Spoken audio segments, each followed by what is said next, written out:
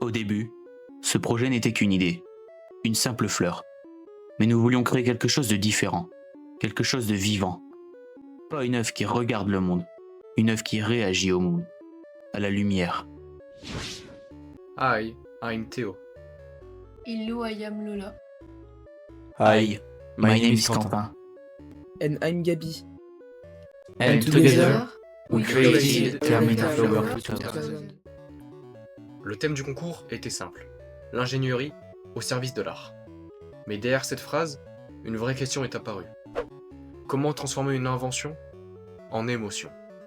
Quand nous avons découvert le thème, nous avons immédiatement pensé à une fleur. Parce qu'une fleur, c'est vivant, naturel, organique. Mais il manquait quelque chose. Une interaction. En faisant nos recherches, nous avons découvert l'œuvre Breathing Flower de Choi Jong-hwa. Une fleur géante qui bouge avec le vent. Et à ce moment-là, une idée est née. Et si notre fleur réagissait à la lumière, comme si elle ressentait le soleil?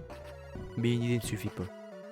Notre fleur devait être esthétique, s'ouvrir et se fermer sous la lumière, et rester sous un budget de 100 €.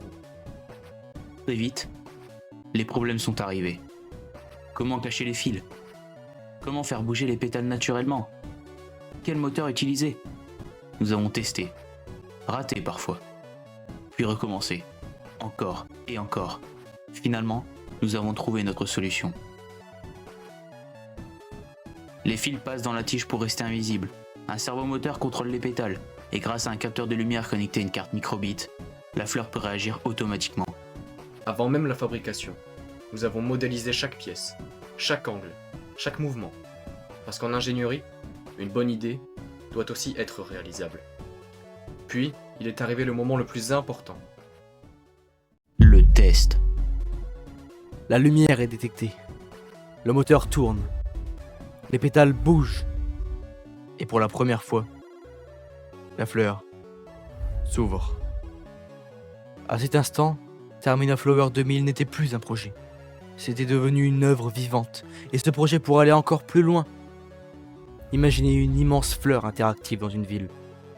Une structure capable de produire sa propre énergie grâce au soleil. Ou même une fleur réveil intelligente qui ouvre les pétales le matin pour en laisser entrer la lumière. Parce qu'au fond, l'ingénierie ne sert pas seulement à construire des machines. Elle peut aussi créer des émotions, émerveiller, faire ressentir quelque chose.